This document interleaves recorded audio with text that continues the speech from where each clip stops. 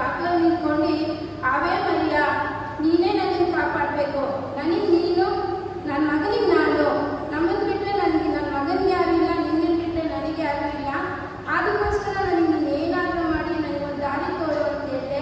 ಈ ಆವೇ ಮರಿಯ ಪರಿಚಯಿಸ್ಕೊಟ್ಟವರು ಇದೇ ಕೂತಿದಾರಲ್ಲ, Anthony uncle, Prakash uncle. So ನಾನು ಆವೇ ಮನೆಯನ್ನು ಕಂಟಿನ್ಯೂಸ್ ಆಗಿ ಅವತ್ತೆಲ್ಲ ಹೇಳ್ತಾ ಇದ್ದೆ. ಅಷ್ಟೊತ್ತಿಗೆ ನನಗೆ ನನ್ನ ಅಕ್ಕನ ಮಗ ಫೋನ್ ಮಾಡಿ, ಚಿತ್ತ ನೀವೇನು ಹೆದರಬೇಡಿ, ನಾವು ಮೆಗನಲ್ಲಿ ತೋರಿಸೋಣ ಅಂತ.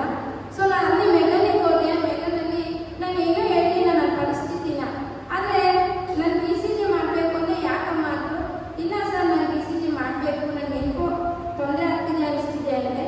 ಸೊ ಅವ್ರು ಮಾಡಿದ್ರು. ನಾನು ಅವಾಗ ಮಲಗಬೇಕಾದ್ರು ನನ್ನ ಪ್ರತಿ ನಿಮಿಷ, ಪ್ರತಿ ಸೆಕೆಂಡಲ್ಲೂ ನನ್ನ ಬಾಯಿಂದ ಹೊರಟಿದ್ದು, ಮನಸ್ಸಲ್ಲಿ ಇದ್ದಿದ್ದು ಆವೇ ಮರಿಯ. ಆ ಆವೇ ಮರಿಯ ಹೇಳ್ತಾ ಹೇಳ್ತಾ ರಿಪೋರ್ಟ್ ತಗೊಂಡೆ. ಡಾಕ್ಟರ್ ಹತ್ರ ಹೋಗಿ ಕೊಟ್ಟಾಗ ಅದನ್ನೇ ಏನೋ ಗೊತ್ತಿಲ್ಲ, ನಿನಗೇನೋ ಪ್ರಾಬ್ಲಮ್ ಇಲ್ಲ ಅಂತಂದರು. ಆದರೂ ನನ್ನ ಹೃದಯ ಕೇಳಲಿಲ್ಲ. ಮತ್ತೆ ನನ್ನ ಹಳೆ ರಿಪೋರ್ಟ್ನ ಅವ್ರಿಗೆ ತೋರಿಸ್ದೆ ಡಾಕ್ಟರ್ ಹತ್ರ.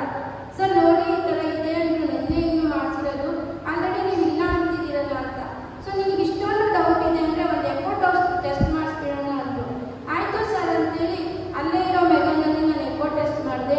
ಆವಾಗಲೂ ನನ್ನ ಹೃದಯ ಬಡಿತಾ ಇದ್ದಿದ್ದು ಒಂದೇ ಮಾತು, ಆವೇ ಮರಿಯ ನನಗೆ ಎಲ್ಲಾದರೂ ಹೆಂಗಾದರೂ ಮಾಡಿ ಕಾಪಾಡ್ತಾರೆ ಅಂತ ಅಲ್ಲಿ ಹೋಗಿ ನಾನು ತೋರಿಸ್ದೆ. ಆ ಮೇಡಮನ್ನು ನಾನು ಆವೇ ಮರಿಯ ನಿಂತಲ್ಲಿ ನೋಡೋದು ಏನೋ ಗೊತ್ತಿಲ್ಲ, ನನ್ನ ರಿಪೋರ್ಟ್ ಅದರಲ್ಲೂ ಏನೂ ಇಲ್ಲ, ಎಲ್ಲ ನಾರ್ಮಲ್ ಅಂದರು. ನನಗೆ ಆಗಿದ್ದು ಅಷ್ಟು ಸಂತೋಷ ಬೇರೆ ಯಾರಿಗೂ ಆಯ್ತೋ ಇಲ್ಲೋ, ನನ್ನ ಜೀವ ಮತ್ತೆ ನನಗೆ ಸಿಕ್ತು ಅನ್ನೋ ಅಷ್ಟು ಭರವಸೆ ನನಗೆ ಬಂತು. ಮೂರನೇದಾಗಿ ನಾನು ಮತ್ತೆ ಕೆಲಸಕ್ಕಾಗಿ ತುಂಬ ಮಾತಾಡ್ತಾ ಇದ್ದೆ. ನಮ್ಮವರೇ ನಮಗೆ ಕೆಲಸ ಕೊಡಲಿಲ್ಲ, ಬೇರೆಯವರು ನಮಗೆ ಕೊಡಲ್ಲ ಅಂದ್ಬಿಟ್ರು. ನಾನು ಎಷ್ಟು ಒದ್ದಾಡಿದ್ದೀನಿ ಅಂದರೆ ಆ ದೇವ್ರ ತಾಯಿ ಒಬ್ಬರಿಗೆ ಗೊತ್ತೇನೋ. ಅವತ್ತು ನಾನು ತುಂಬ ಕಣ್ಣೀರು ತಟ್ಟೆ. ಆ ಮರುಕ್ಷಣವೇ ನನಗೆ ಒಂದು ಕೆಲಸದ ಆಪರ್ಚುನಿಟಿ ಸಿಕ್ಕಿ ನಾನಿವಾಗ ಎಷ್ಟು ಟೀಚರಾಗಿ ಕೆಲಸ ಮಾಡ್ತಾ ಇದ್ದೀನಿ. ಸೊ ನನಗೆ ತುಂಬ ಕೃತಜ್ಞತೆಯನ್ನು ಮಾಡಿಕೊಟ್ಟಿದ್ದಾರೆ. ಅದಕ್ಕೋಸ್ಕರ ಮಾತಿಗೆ ಕೃತಜ್ಞತೆಯನ್ನು ಸಲ್ಲಿಸ್ತಾ, ನನಗೆ ಆವೇ ಮರಿಯ ದಾರಿ ತೋರಿಸ್ಕೊಟ್ಟಂಥ ಅಂಕಲಿಗೂ ವಂದನೆಯನ್ನು ಸಲ್ಲಿಸ್ತಾ, ಇಷ್ಟು ವಿಷಯನ ಹಂಚ್ಕೊಳ್ಳೋಕ್ಕೆ ಅವಕಾಶ ಮಾಡಿಕೊಟ್ಟಂಥ ಧರ್ಮಕೇಂದ್ರದ ಗುರುಗಳಿಗೂ ವಂದನೆಯನ್ನು ಸಲ್ಲಿಸುತ್ತಾ ನನ್ನ ಸಾಕ್ಷಿಯನ್ನು ಮುಗಿಸುತ್ತೇನೆ. ಆವೇ ಮರಿಯ.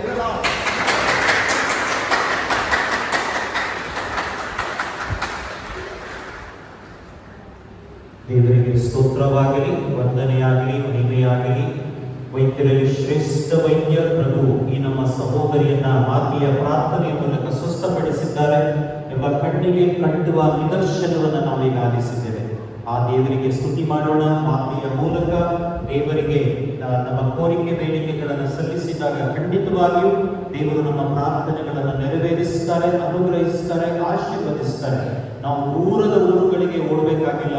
ಮಾತೆ ಇಲ್ಲೇ ಇದ್ದಾರೆ, ಪಕ್ಕದಲ್ಲೇ ಇದ್ದಾರೆ, ನಮ್ಮ ಜೊತೆಯಲ್ಲೇ ಇದ್ದಾರೆ. ನಮ್ಮ ಪ್ರಾರ್ಥನೆಗಳನ್ನು ಮಾತೆಗೆ ಸಲ್ಲಿಸೋಣ. ಮಾತೆಯ ಮೂಲಕ ದೇವರ ಅನುಗ್ರಹ ಆಶೀರ್ವಾದಗಳಿಗೆ ನಾವು ಪಾತ್ರರಾಗೋಣ. ಈಗ ಅಂತಿಮ ಆಶೀರ್ವಾದದ ನಂತರ ಮಾತೆಯನ್ನ ಪುಟ್ಟ ಮೆರವಣಿಗೆಯಲ್ಲಿ ನಾವು ಭಾಗವಹಿಸ್ತೇವೆ.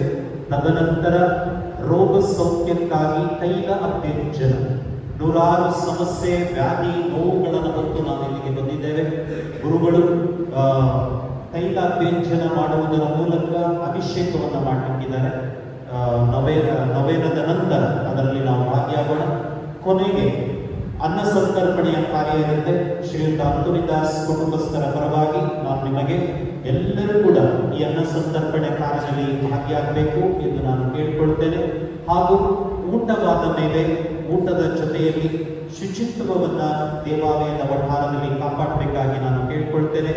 ಊಟದ ತಟ್ಟೆಗಳನ್ನ ಆ ಡಸ್ಟ್ ಬಿನ್ನಿಗೆ ಹಾಕಿ ಶುಚಿತ್ವವನ್ನು ಕಾಪಾಡಬೇಕಂತ ಮತ್ತೊಮ್ಮೆ ನಾನು ನಿಮ್ಮಲ್ಲಿ ಕೇಳ್ಕೊಳ್ತೇನೆ. ಎಲ್ಲರಿಗೂ ಈ ಅನ್ನ ಸಂತರ್ಪಣೆಯ ಕಾರ್ಯಕ್ಕೆ ಕುಟುಂಬಸ್ಥರ ಪರವಾಗಿ ನಾನು ಸ್ವಾಗತವನ್ನು ಕೋರುತ್ತೇನೆ. ಅವರಿಗಾಗಿ ನಾವು ಪ್ರಾರ್ಥನೆ ಮಾಡೋಣ. ಅಂತೋನಿದಾಸ್ ಕುಟುಂಬಕ್ಕಾಗಿ ಪ್ರಾರ್ಥನೆ ಮಾಡೋಣ. ಅವರ ಕೋರಿಕೆ ಬೇಡಿಕೆಗಳು ನೆರವೇರಲಿ ಎಂದು ನಾವು ಬೇಡೋಣ. ಬರುವ